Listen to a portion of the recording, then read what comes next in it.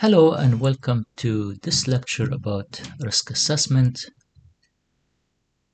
Risk assessment is a topic that's well known and discussed in many organizations. We will use these references as the main source of information for this lecture, which are documents from the National Institute of Standards. To discuss risk assessment, we need to look at the bigger context, which is risk management. So risk assessment is part of risk management, and risk management is the process of identifying, assessing, and responding to risk. So the assessment is just one part of it, and risk management is a task that organizations usually take to identify all the risks that may harm the organization and try to do something about it, try to mitigate it, try to respond to it so it has little impact on the operations of the organization. So risk management in general is the process by which the organization try to make informed decisions about managing the risks, right? So the whole idea behind risk management is to try to come to identify risks in a systematic way, objective way, and try to respond to them. As a general example, I would say from practical point of view, well, every organization is worried about, let's say, hacking, right? Or stealing information, sensitive information, all right? The organization may go and start paying thousands, hundreds of thousands, or millions of dollars to mitigate this risk. But to justify this expense, they have to assess the risk objectively. They have to say, okay, is this how big of a risk is this, and try to mitigate it by spending or enough money or taking other activities that mitigate the risk. In other words, you cannot just justify spending hundreds of thousands of dollars if the risk is really little and there is no harm to the organization, right? Or the harm is very, very small. So we need to have a systematic way to assess the risk so we can do something about it, mitigate it, or eliminate it altogether. So this is the topic of risk management in general. So risk management process includes these components: assessing, responding, monitoring, and going back. So it's a repeated cycle. And with all of these activities, the three activities stem from the framing of risk. So let's take a look at each one of these components. So the framing is the process of defining the environment for the risk-based decisions. So we need to make some decisions about how to evaluate the risk. So we need to identify the approach for risk. We need to identify the models that we use for risk. We need to identify the metrics we use for risk. So all of this is part of the risk framing. So this is the foundation upon which the other three components are based. The risk assessment part itself is the part that's involved identifying these terms that we're going to look at later: threats, vulnerabilities, impact or harm, and the likelihood of the harm. Right? So this is the part that identifies these risks. And the result of this activity is to determine the level of risk. We give it a number, we give it a certain likelihood. The risk response is going to these risks and try to prioritize them and try to come up with a response to them. So some risk can be eliminated, some risk can be mitigated a little bit so we can reduce their impact. And then finally, we're gonna go monitor the risk. So by that I mean the organization never static. It's always dynamic. Things change. The environment change. The economic environment, the threat factors, the sometimes the environmental factors as well. So all of this affect the evaluation of risk. So we need to continue looking at the risk. What kind of change happened to the organization, and based on that we may go back and do evaluation of risks again. And also part of this is try to see what is the response that we have right now to a pre-identified risk, and if this response is adequate based on the changes in the environment. So you can see is the risk management is a cycle that keeps continuing, keeps going, and we need to focus on the assessment part in this lecture.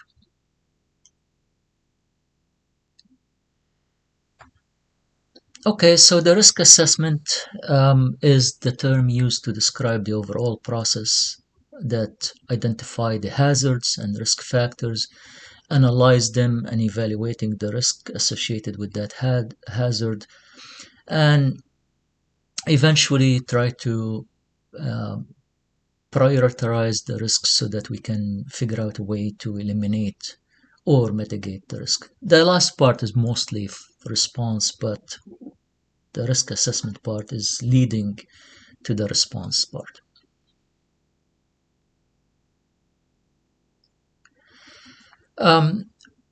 Risk assessment is done to support various decisions and activities, right? So risk assessment affects the development of information security architecture, the design of security solutions, authorizations to operate information systems, any modification or change management, any implementation of security solutions, and the operation maintenance of security solutions. So you see here that we are focusing on the security, of course, and based on the risk assessment, we need that we can make decisions about all of these things. As I said before, the example is: do I need to spend hundreds of thousands of dollars on security systems, and is that expense justified? If the risk is high, then probably we need to justify putting all of these security measures. If the risk is low, probably we don't need to. So how do we make decisions not based on paranoia or based on, okay, we have money, we need to spend it, but based on making informed decisions, assessing the risk, and then based on the risk assessment, we can make decisions about what we need to do. Okay, so what is exactly a risk? The risk is the measure of potential threat from certain circumstances or events. So the risk is actually includes multiple components. So the term that we give to a combination of things, right? And the result will be a risk, what we call a risk. So these combination of things include the threats, includes the vulnerabilities, includes the impact. Right? Of course, risks to information security include loss of confidentiality, integrity, or availability. These are the three objectives of security systems. And if anything happens, or if there is any potential loss of any of these three, then we consider that a security risk. And we need to identify these risks, estimate their significance, and prioritize them, so that we can make informed decisions about them.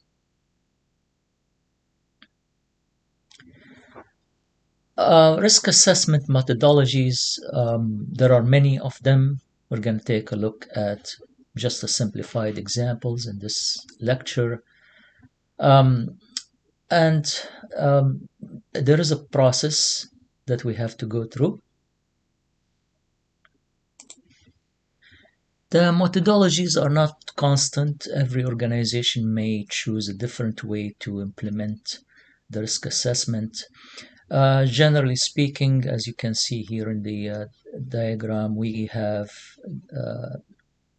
the methodology includes the risk assessment process, risk model, assessment approach, analysis approach, and each one of them will have a part of, or it is a part of the methodology that we use. So if we take a look at the first part here, the risk assessment process, it's a 4-step preparing for the assessment, conducting the assessment, communicating the results, and maintaining the assessment. These are the 4 parts of the assessment process. And we're going to take a look at these. Conducting the assessment in particular has more steps that we're going to look at. And then the output or the result is, of course, a list of security risks that needs to be addressed, right? Risk models, these are the actual, let's say, mathematical models, we'll call them. They're not really exactly mathematical, but anyway, it's the way we calculate the risk. And they depend on risk factors. So these are the inputs. So the risk factors are the characteristics used as inputs to determine the level of risk, such as the threat, vulnerability, impact, likelihood, and predisposing conditions. So these are the things that we kind of visit each one of these. Risk models, again, like any other process, every organization may choose a different model. The details can be different, complexity can be different, and it depends on the organization. So for a bank, the model may be different than a hospital or different than dental office, for example, right? Or school. So it depends on the organization and how deep they want to go into analyzing or identifying the risks. So there are multiple scales and multiple algorithms to combine these risk factors and to end up with the risk value. There are also assessment approaches, and there are the quantitative, qualitative, and semi-qualitative. So what does that mean? If you go back to some of the topics of reliability in probability theory, you will see that sometimes we give a specific number of failure for a device. Like we can say this router reliability is 99.9%, or the probability of failure is 0.1%. So if we have these numbers, right, we can say this is a quantitative approach to evaluating or determining the risk. So the risk in this case, if we have a router and the router is connecting the local network to the internet, and the router has a reliability or probability, let's say probability of failure of 0.1 or 0.01, then we determined exactly what is the risk of this router failing. And as you may remember, we can have, for example, 2 routers in parallel, so the probability of failure of the system decreases significantly Um, and the probability of failure in this case becomes um, something like, so both of them have to fail for the connection to the internet to fail, right? And this is precise and depends on numbers. How do we get these numbers? We get these numbers usually by looking at statistics, probability distributions. We have thousands and thousands of routers, um, and they are based on long-term experience. We determine, or the manufacturer determine, the reliability of the system, and they give us a number, right? You can apply this concept to any circuit that's produced, hard drives, for example, produced in the millions. And over time, we know uh, the probability of a hard drive failing. So we can assign uh, probability of failure for a hard drive. And if we build a system that includes this hard drive and other components, we can use probability techniques to get exactly what is the probability of failure for that complex system. And in many cases, in some industries, they go into great details in identifying the risk for small components, and then they build models to identify the probability of failure for more complex components using mathematics, using probabilities, and so forth. So we'll call that the quantitative approach. But in many cases, we don't really have a way to find exact numbers for to represent certain risks. What is the risk of having a storm coming in a specific day or a specific month? Well, we probably have general ideas about increasing risk of storms for certain seasons, but sometimes we cannot give it a precise number. We cannot say the probability of having a storm today is 1 in 1,000. So we kind of need to say, well, there is a high probability of having a storm um, or a hurricane in September based on previous experience. Another thing is, what is the probability of having an employee leaving the company or resigning? Right?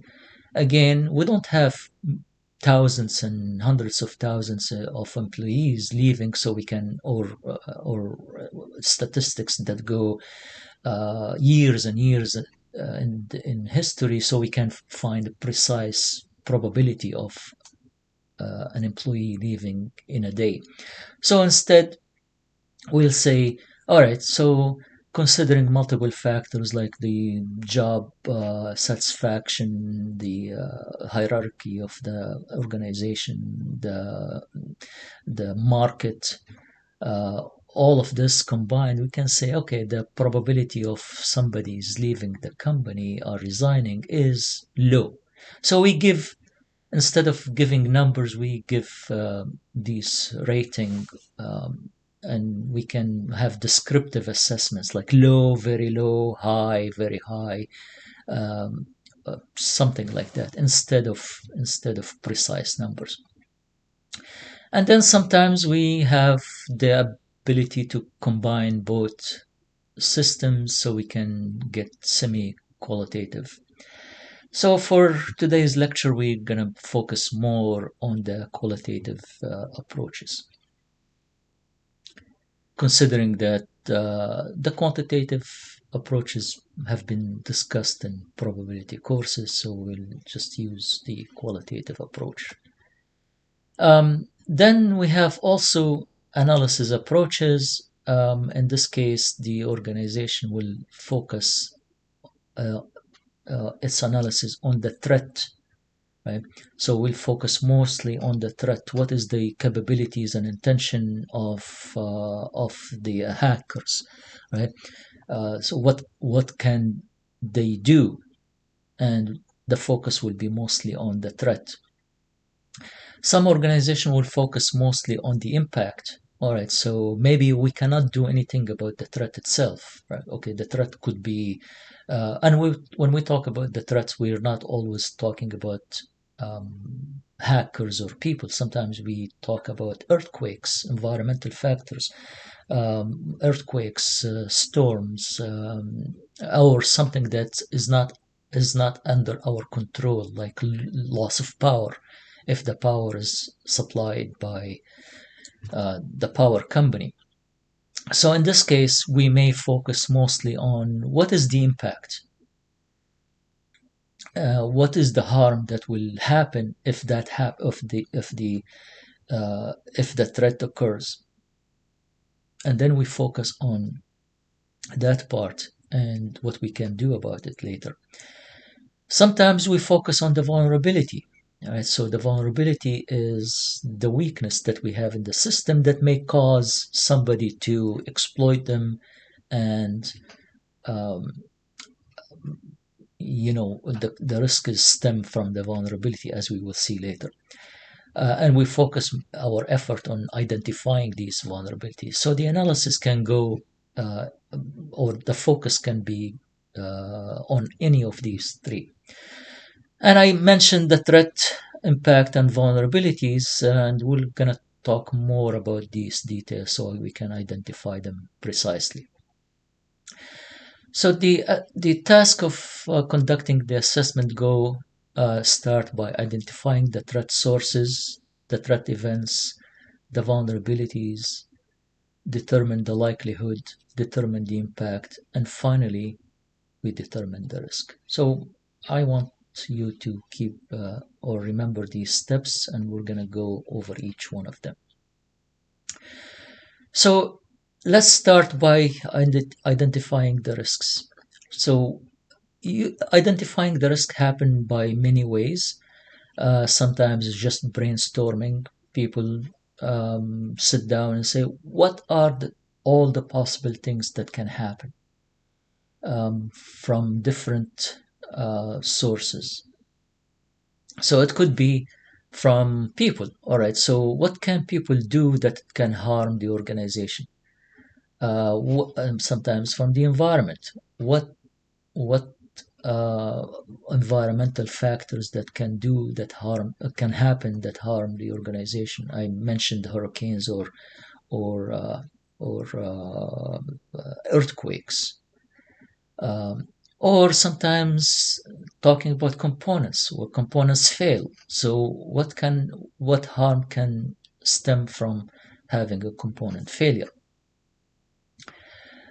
So we can divide these into tiers or sources, and we can say financials, for example. What like there are, let's say, the financial risks could happen because of other other financial environment. Um, a recession, for example. Okay, what is the impact of a recession on the organization? And as I said, this can happen by brainstorming, maybe talking to people who are involved in any of these systems and say, okay, so what could go wrong?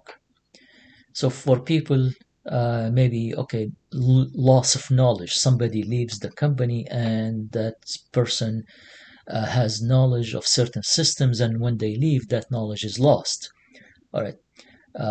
Or could be employment. Okay, we can run the company with 10 people, but if somebody leaves or retires or for any reason or get fired, now we have 9, so we have less power uh, to do things.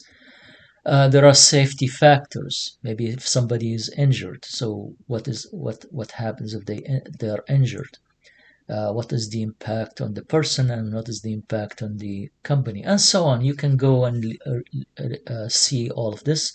You can do that by brainstorming, as I said. You can do that by doing surveys, interviews, analysis of existing data. Sometimes we can do analysis which go back to the quantitative approaches.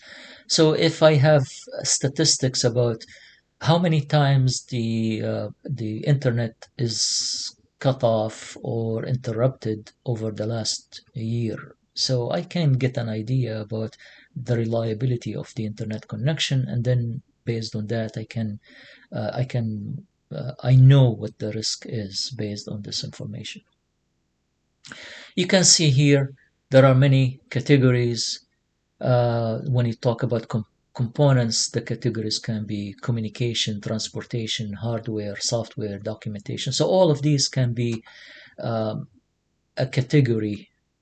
And the category, if you think about hardware, okay, the category of hardware could include a failure of systems.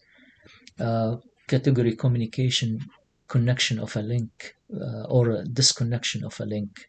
Right? Um, environmental structural part of environmental factors or tier structural collapse of a building. You can think of weather as there are so many sources of risks that come from weather. So each one of them, each one of these categories can be used as a way to identify the risk, and some of them relevant, some of them are not relevant to the organization. So not necessarily all relevant to the organization, but you can take a look at them and say, okay, if in this area, air conditioning, what are the possible risks? Maybe air conditioning is not relevant to you, but maybe if you have a server room that has been that has air conditioning and air conditioning fails, okay, so what is the consequence of that? The impact, probably components, servers will heat up and eventually will fail themselves. So okay, so that's a risk. When I say the risk here, I'm talking about the risk source. We haven't identified the risk yet, but we need to identify the threat events. So the risk is here, but these we're talking about the threat events, something that happens, right? And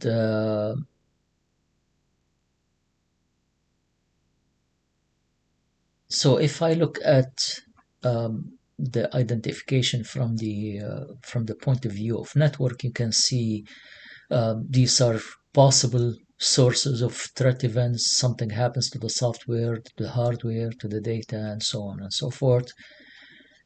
All right, so this is the first step of trying to identify the risk by identifying the threats. Okay, um, and then the second thing that we need to do is identifying the vulnerabilities, right? So if I assume, let's take example of what the slide says here. You look at a forest like the one here. What is the threat to the forest? Okay, fire. Well, that's maybe one of the first thing that I can think of is a fire. That's a threat. But that's not enough to say, oh, there is a risk of fire here, right? Well, we can look at the vulnerability, which is the weakness that may cause the risk. So in winter, the forest is probably, there is a lot of rain, the forest is wet, so there is little reason for the fire to happen. So we'll call that vulnerability. There is no vulnerability here because the environment is wet, and probably in the winter, probably there are not many leaves around. So there is no weakness that causes or reason or predisposition condition or condition a condition that may cause the fire to happen. On the opposite side, if we go in summer, the temperature is high, Um, things are dry, not much rain, so we have good conditions for fire to happen. So now there is the vulnerability here. Let me give you another example. Let's say you leave your apartment door open when you go to work or go to school, right? So now having the door open is vulnerability. That doesn't mean somebody is going to come and steal. That doesn't mean that somebody is going to come and open the door. But having the door open means there is a vulnerability. The door unlocked, I mean, not necessarily open, but unlocked. On the opposite side, if the door is locked, then the vulnerability of somebody coming and stealing is less. So the vulnerability here is the weakness in the system that can be exploited by a threat source.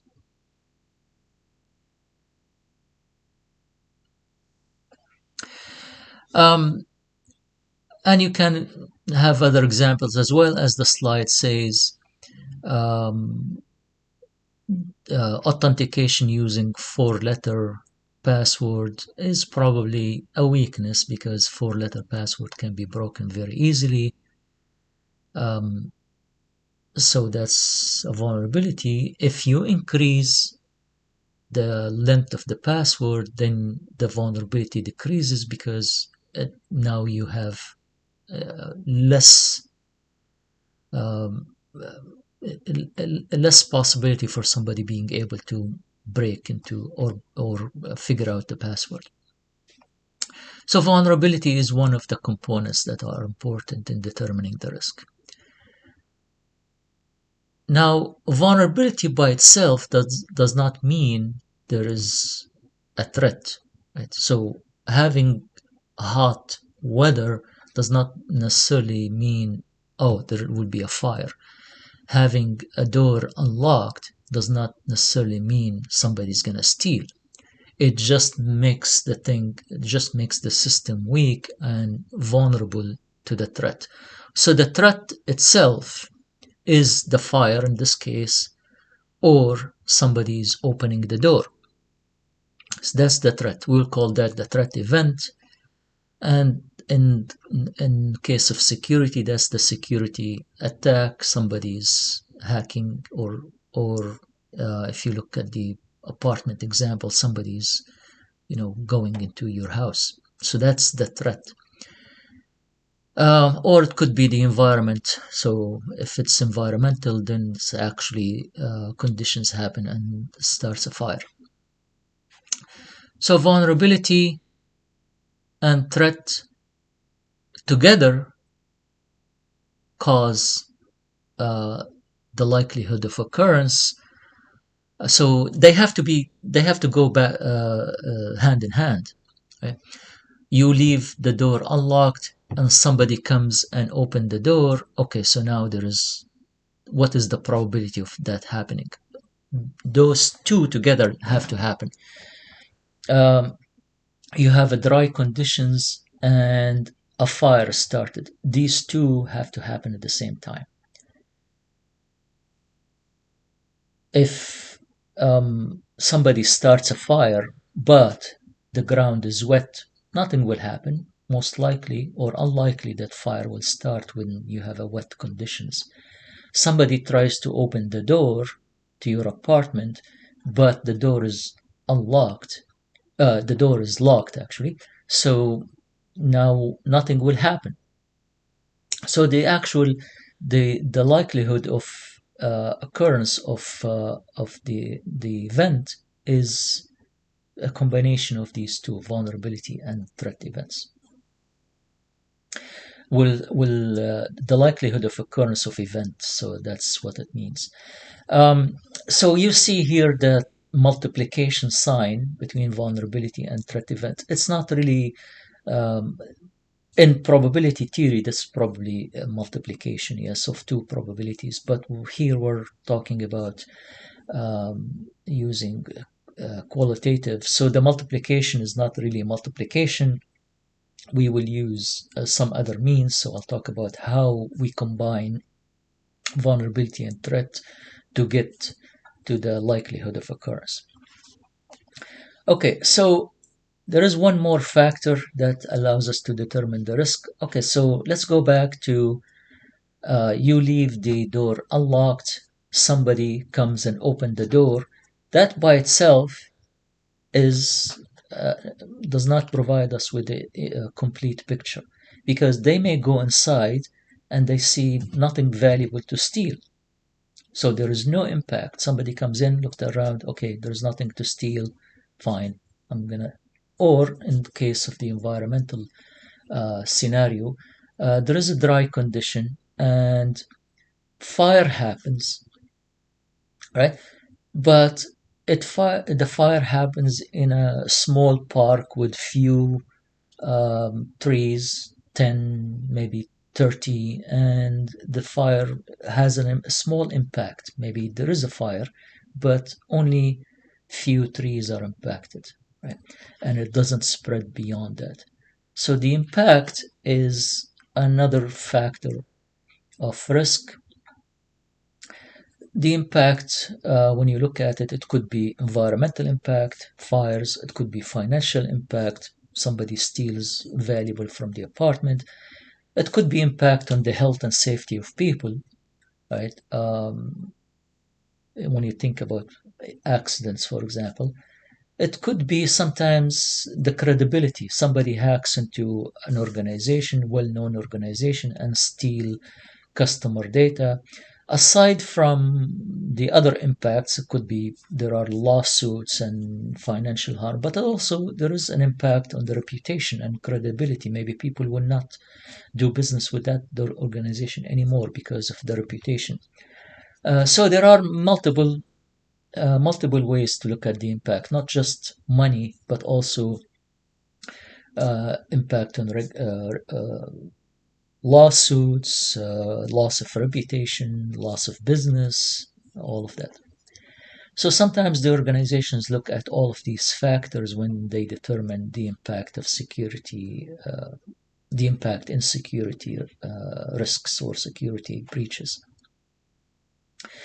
So finally, if I take the likelihood of occurrence of the risk and or the event, the threat event, I should say, and combine that with the impact, I finally get the risk, which what we want, right? So we end up with a risk value. So to repeat what I just said, the risk assessment model is involves these steps. We need to determine the threat event and vulnerability, so the weakness in our system, and also the ways this weakness can be exploited. The two of them together, they will cause adverse effect. So they will cause a likelihood, or they cause a likelihood of occurrence, which combined with the adverse effect or the adverse impact, and they produce the risk. You will see here at the bottom that because we are using the qualitative measures, we assign a description to the threat event rather than a number. We say rare, unlikely, possible, likely, frequent, and the vulnerability very high, high, moderate, and so on. And then we combine them together, and the result out of this step is the likelihood, which we talked about, likelihood of occurrence.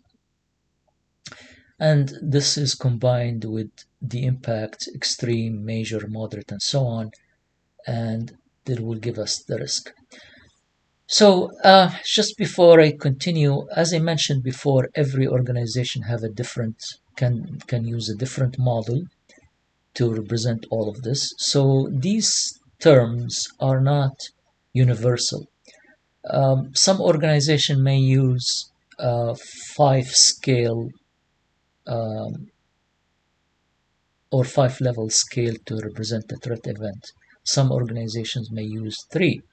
Some organization may use 10.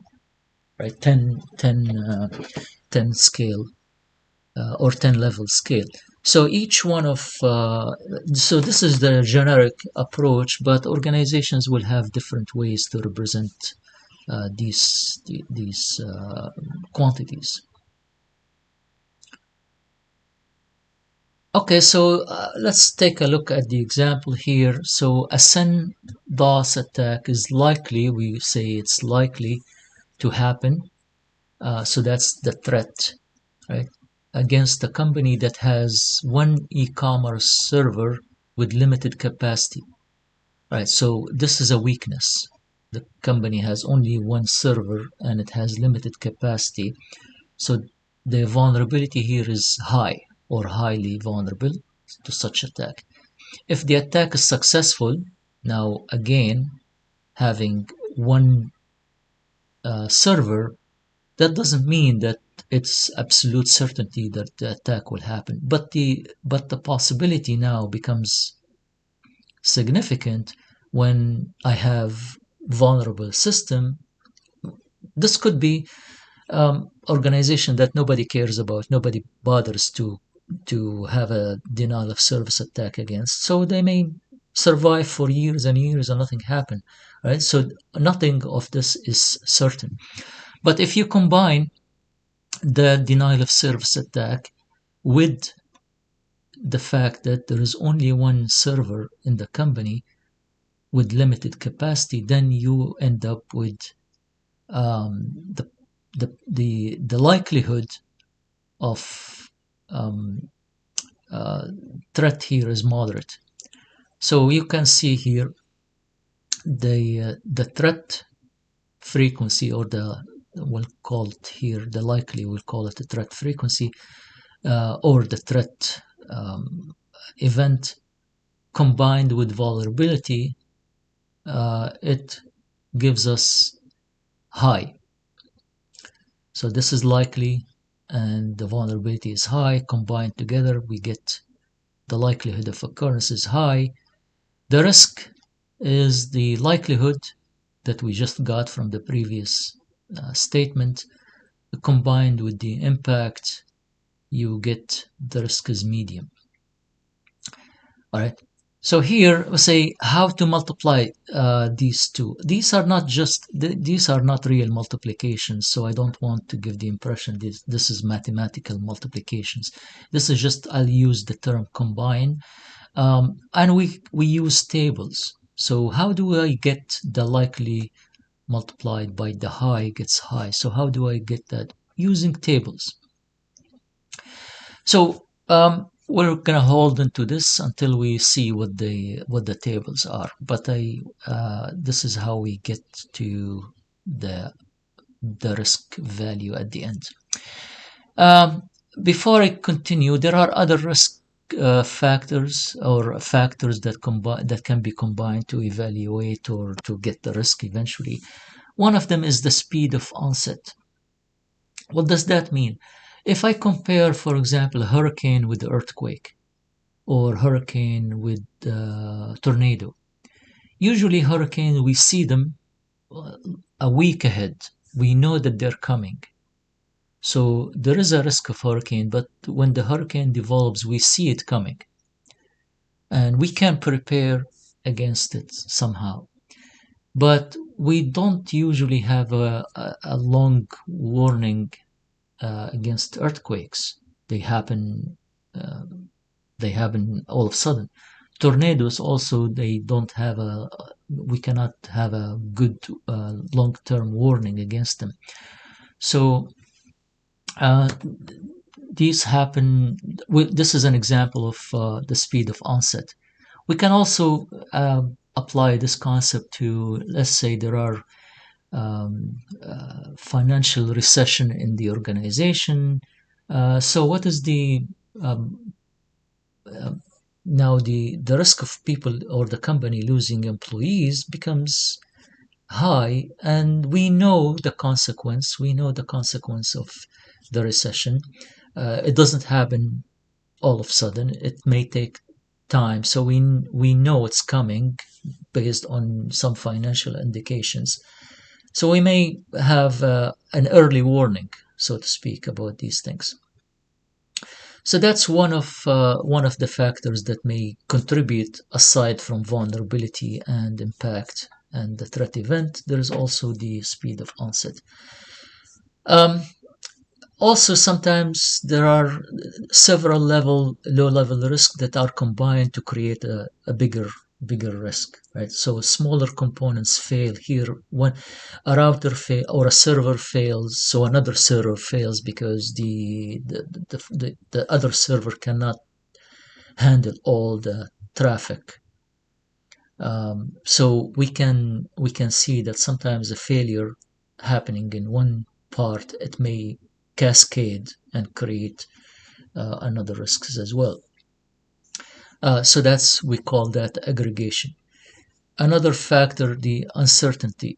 All of this sometimes the organizations have to do some guessing.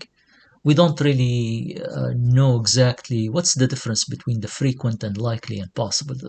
This is sometimes it's a guesswork, right?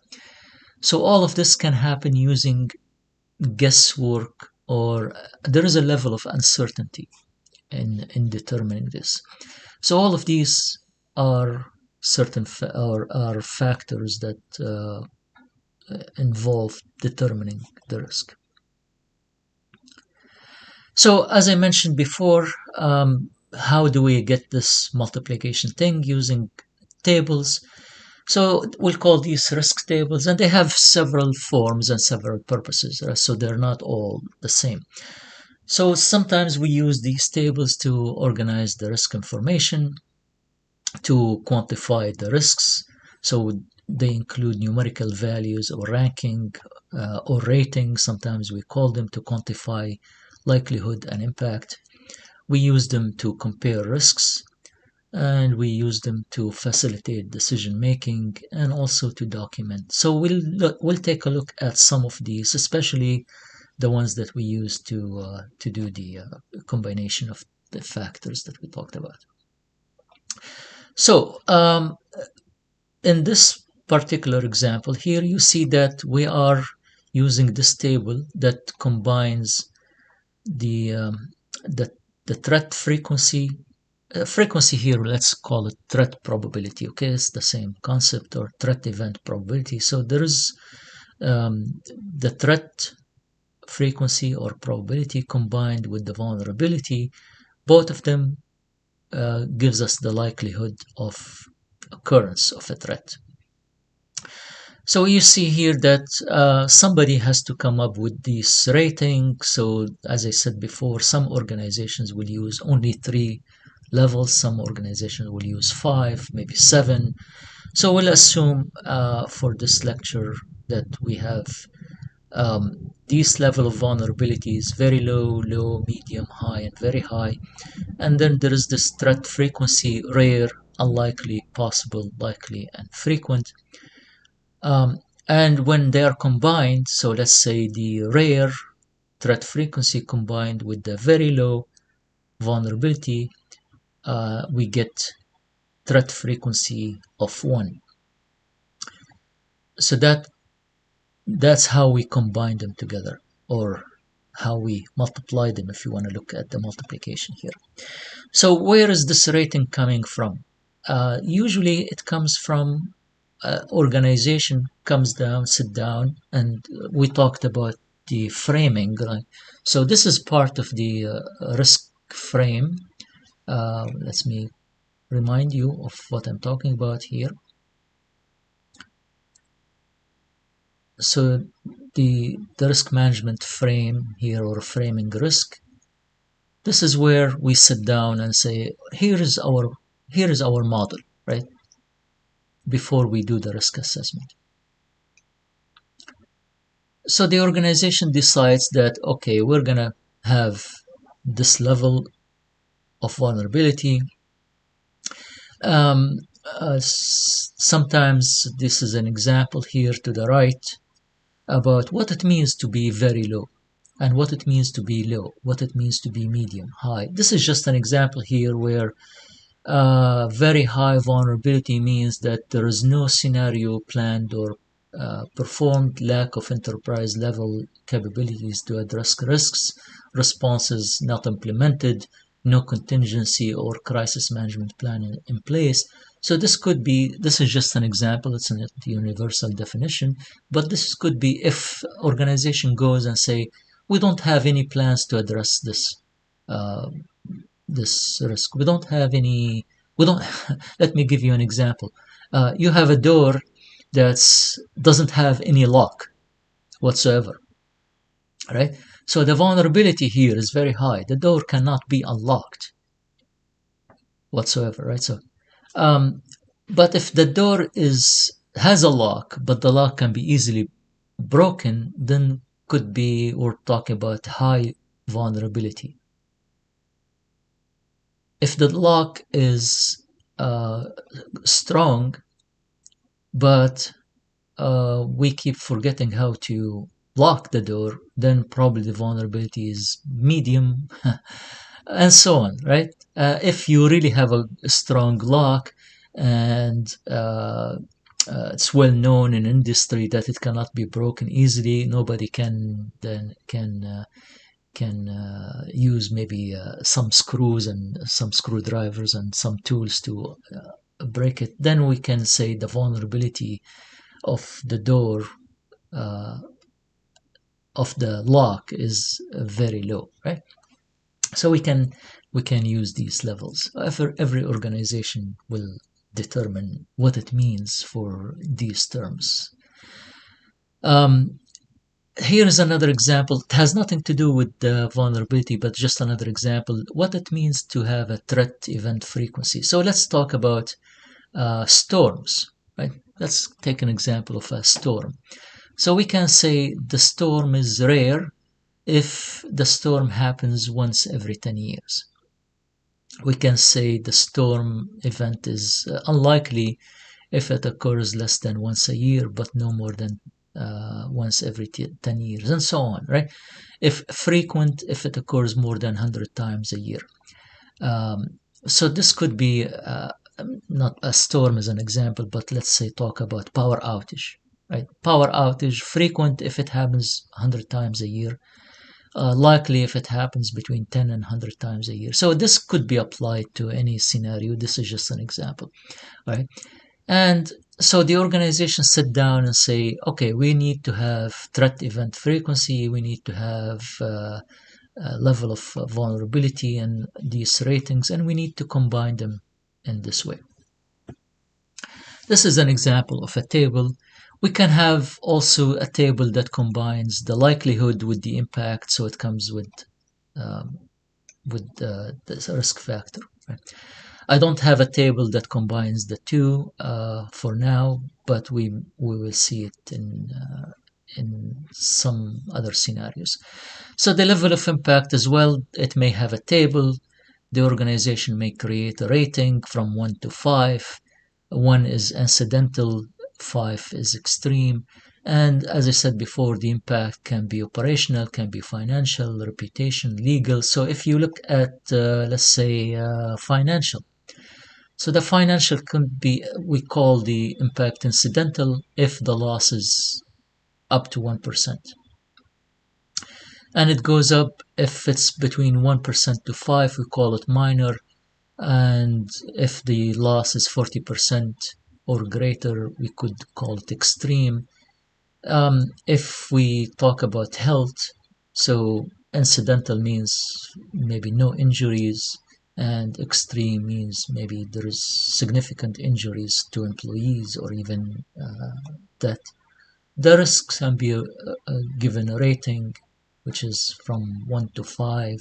Again, every organization will choose different scale and different naming as well. So you can notice that sometimes we use very low, low, medium. Sometimes we use something like extreme instead of very high, right? Or minor instead of very low, and so on. So here is an example where the threat, this is the threat likelihood, and then the vulnerability combined with the impact will give us these two, the threat and vulnerability, results on a likelihood, and the likelihood and the impact results in the risk. So this is the column that we're looking for. The risk assessment is this part. We are looking for the risk. So let's take a look here. We have a vulnerability. Air conditioning system is 10 years old. So the vulnerability is high because now we have an old system. We have an old system. The older the system, the more likely it is to fail. So the vulnerability, the weakness, remember vulnerability is weakness. So the vulnerability is, or the weakness of the system is high, right? What is the threat? Being old by itself is not necessarily means that it's going to fail, but the event of a failure is increases. So we have overheating in the server room. So that's the threat event. The server room overheated. The air conditioning system is, because it's old, it cannot keep up with the heat. So now we have the likelihood of having a temperature above 40 is high. So what happens if the temperature above 40? The impact could be all services will be unavailable for at least 3 hours. So that's the impact. If you combine this, there is the potential loss.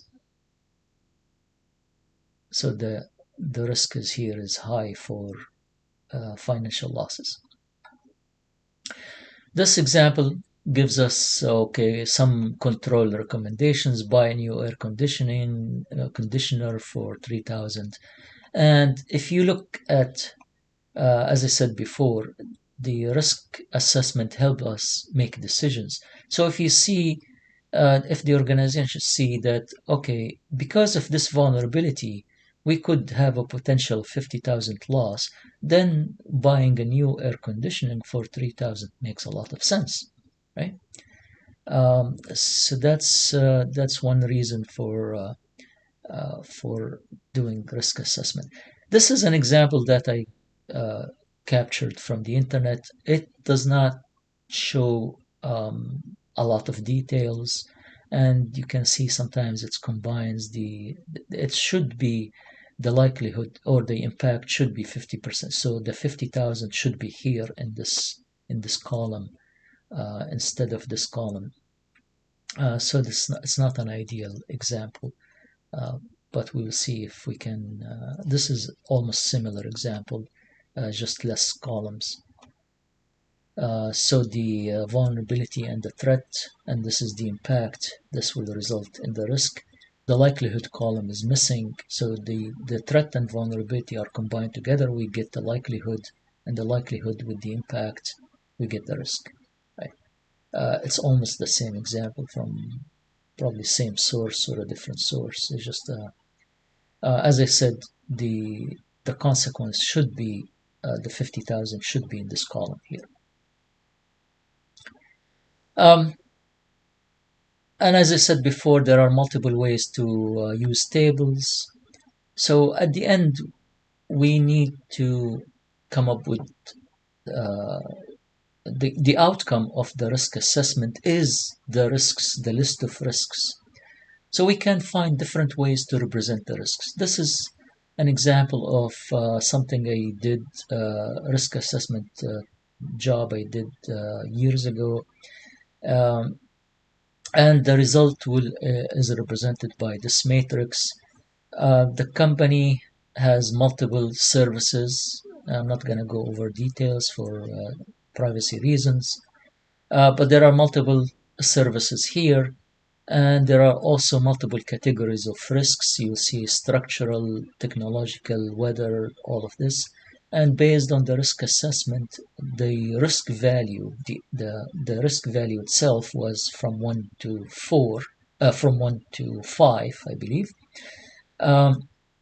And you can see here, let's say if you go to structural, you will see, for example, this service, the risk coming from structural category is 4. We don't have any 5s here, so the highest thing is 4. And with this service, the risk that comes from structural sources is 2. And you can see there is a lot of yellows and some greens. The risk is low here, or very low when you see ones.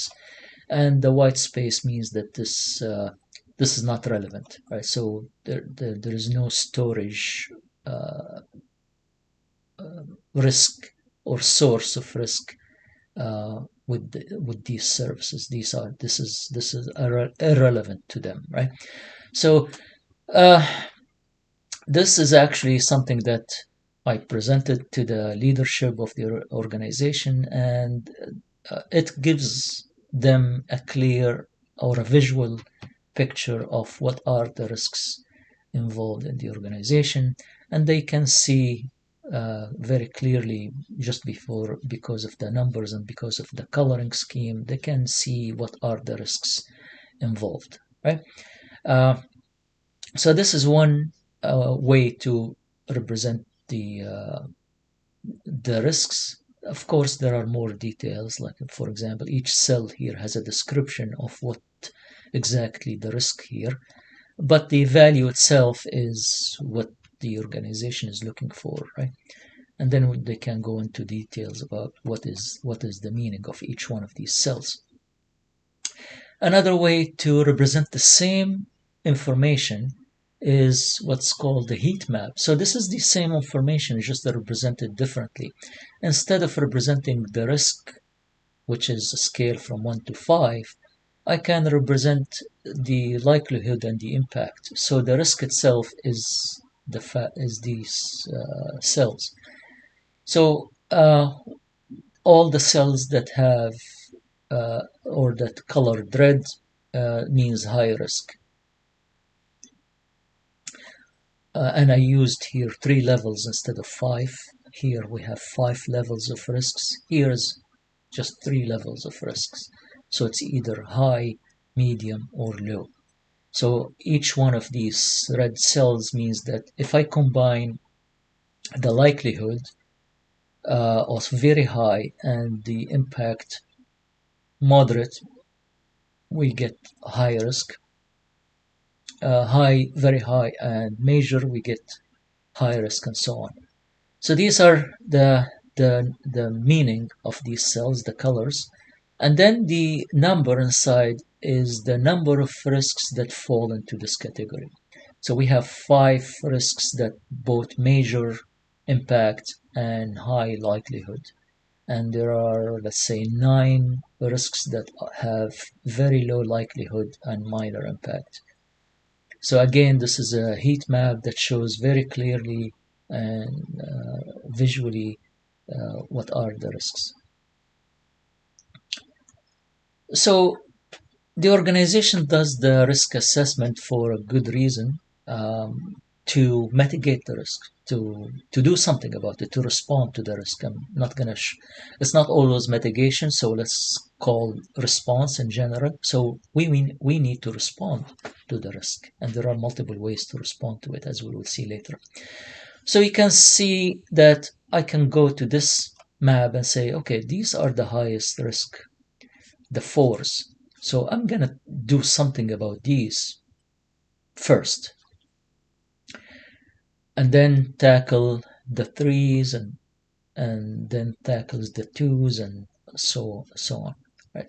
Another way to look at it is by looking at this heat map and say, I'm gonna tackle all of this red cells first. So all of these risks that are part of the red cells, these are the most important ones that I want to target first.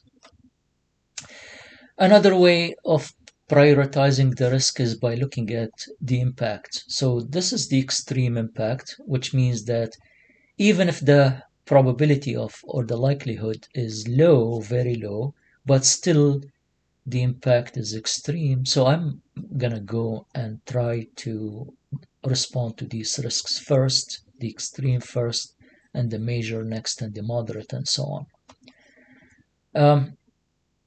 So I can do it by the risk likelihood as well. So I'll go to the very high.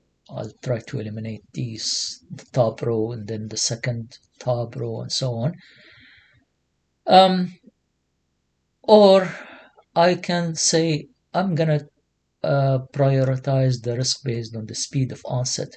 If I have a vulnerability against earthquakes and vulnerabilities against hurricanes, the hurricanes I can see them ahead of time.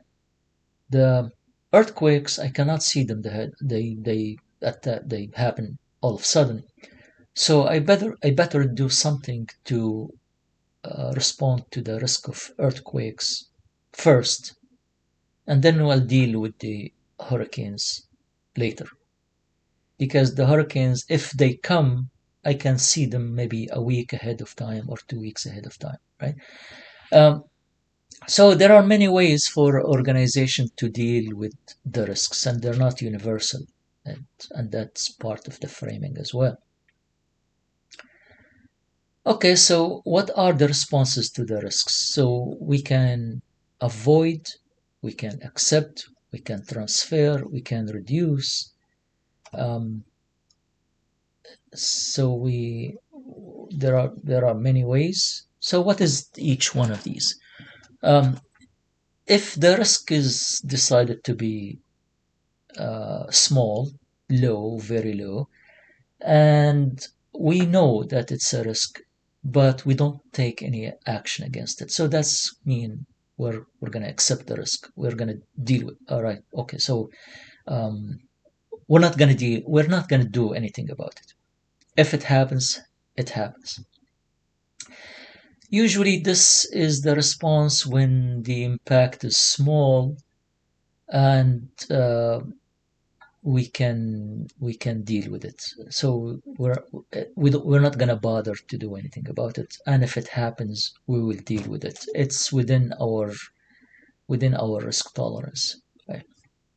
Sometimes organizations decide that okay, if somebody sues us for leaking information, we can just go to court and give them compensation, and we can afford it. We don't want to do anything about protecting the privacy of the individuals. This is a bad example, but you don't know. Some organizations may decide to do that rather than spend millions of dollars protecting against the risk. Okay, so an example here, a university's IT department acknowledging the risk of occasional network downtime due to routine maintenance, but decides not to take specific actions to prevent it. They accept that some disruption may occur during maintenance activities, and they plan accordingly, minimizing the impact on users. Right. This is actually probably just acting to do anything to minimize the impact is not a risk acceptance really. The pure risk acceptance means that we know there is an activity, there is a maintenance, we don't care, right? Yes, there will be interruption, but we don't care anyways. So that's the pure risk acceptance. Risk avoidance is by trying to eliminate the risk by avoiding the activity altogether, right? So you are worried about car accidents, so you don't drive, right? At all, you take the bus, right? You worry about flying and the risk of flying. You take the train. You don't fly altogether. So that's eliminating the risk. It is appropriate mechanism to respond to risk when the organization decides that the risk is really exceeds the organization risk tolerance. They cannot handle this risk. They cannot handle the consequences. So we're not going to go there at all, right? The example is the company decides not to implement a new unproven networking technology due to concern about security vulnerabilities associated with it. So I know that there is a new technology comes. A lot of organizations say, we're not going to go and implement whatever new technology comes. We'll just sit and wait for a year, 2, 3 years until this technology. Let's find, or let's wait for other people to test it first, and we'll see what happens, and then we implement this technology later. So this is risk avoidance. Sometimes also some organizations don't go and upgrade the operating system as soon as a new operating system comes out, right? We'll say, okay, I'm not going to upgrade to the new Linux operating system right away. Most likely, any new operating system version comes out. Maybe there are some bugs in it. Maybe there is some vulnerabilities that nobody discovered yet. So I'm not going to do it. I'll wait. I'll live with the old version for some time, and this will be the way to avoid any risk. Risk mitigation is when we take actions to reduce the risk if we cannot get rid of it. So sometimes you cannot get rid of the risk altogether, but you can do something to avoid it or to mitigate it. You cannot say I can completely avoid power outages, because power outages is not under my control. Our power supply is not under my control. I'm taking the power from the power company. I cannot assure 100% that I'll eliminate this risk, but I can do something about it to mitigate it. So maybe I'll use a UPS, or I'll use a backup power generator. So that will mitigate the risk to a certain degree. A power generator may work for hours. If the outage is more than the power generator's capacity, then at the end of the day, we're just going to lose power anyways. But it will mitigate most cases, and when the power is like half an hour, okay, that within the time span where the power generator works. So now I mitigated or eliminated a lot of power outages risks here. Same thing goes for, okay, the organization can be hacked. So I can put a firewall to reduce the probability of hacking, or put intrusion detection systems to reduce the probability of zero-day attacks, and so on, right?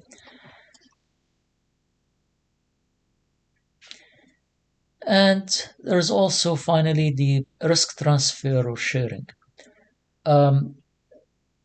The risk transfer means shifting the risk to another party. The common way to do this is by buying insurance. So for cars, for example, I'm worried about accidents, so I go get insurance so that if accident happens, the insurance will pay for the damages. Organizations, maybe because they don't have the capabilities to handle, or the expertise to handle the risk, so they may say, okay, for security, I'm going to outsource the security services to another company that has expertise in security, so they will do the job for me, right? So I'll transfer that job to them, and they will handle it better. So the transfer shifts the entire responsibility to another organization. Another example here, you will look at the bottom of the slide. Rather than having servers in a server room, I'll put them in the cloud, and I'll trust that the cloud service provider will take care of all the operational activities around servers, like upgrading, all of this. And also, take responsibility of security, and that will be handled by a contract. And if something happens, well, they're responsible. Maybe I'll sue them. They will compensate me for any breaches or any disruption, right? So that's all under the risk transfer. So I can outsource, I can buy insurance, I can have somebody else doing the job for me with a contract that limits my liability. Risk sharing involves sharing the portion of responsibility or liability with other organizations. So again, back to the cloud, some organizations will transfer their infrastructure to the cloud, whether it's in the infrastructure as a service or platform as a service. They will transfer the applications, the servers to the cloud, but the cloud itself does not guarantee security. So there is a sharing model of security. So the service provider may ensure the security of the hardware itself on their end, on the operating system, on the virtual machines if they are infrastructure as a service. But then the customer has to ensure that their databases are secure, their applications are secure. So there is a shared model of security to between the two organizations to reduce the risk. Okay, so if you go back to the risk management, we talked about risk assessment. So that's the big topic. And we talked about risk or response to risk. And now we're going to talk about the last part, which is risk monitoring. So the risk monitor provides means to verify compliance, assess ongoing activities of effectiveness of risk response measures, and identify changes impacting information systems and environments. Okay, what does that mean? Let's say I want to reduce the risk, mitigate the risk of hacking, so I put a firewall and configure the firewalls. Okay, so but if I configure a firewall and forget about it for years, well, then during that time, vulnerabilities are discovered, techniques of hacking are developed, and my firewall may not be as effective as it did the first time. So I need to continue monitoring all of these environmental conditions that happen. When I say environmental, I mean whatever happening around us. The advance in technology, the advance in hacking, the advance in all vulnerabilities that develop in software. So I need to keep an eye on all of this and try to visit all of the measures that I did and try to see if they are still in compliance with the risks, the risk response that I implemented.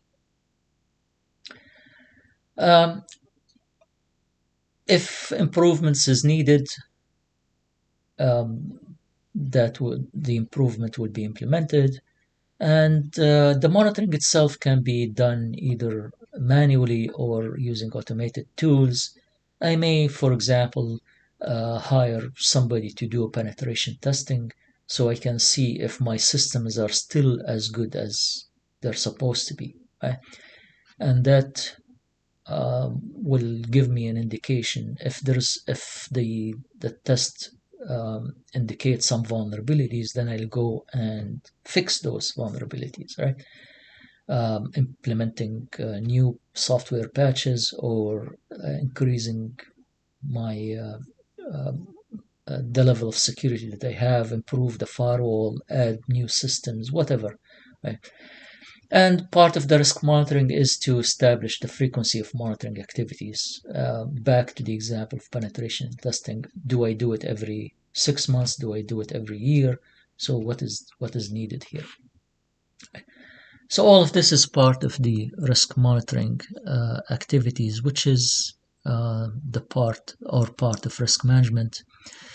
And again, if you look or if you remember the slides, we go back to risk assessment. So after a while, the organization may decide to go and do another risk assessment. So we're gonna go and look at all of the risks involved. We do surveys, ask people about what are the potential risks, what are the potential vulnerabilities, and then we go back around the same cycle. All right, so this is the end of the slide or this lecture. Thank you for listening, and see you in another lecture.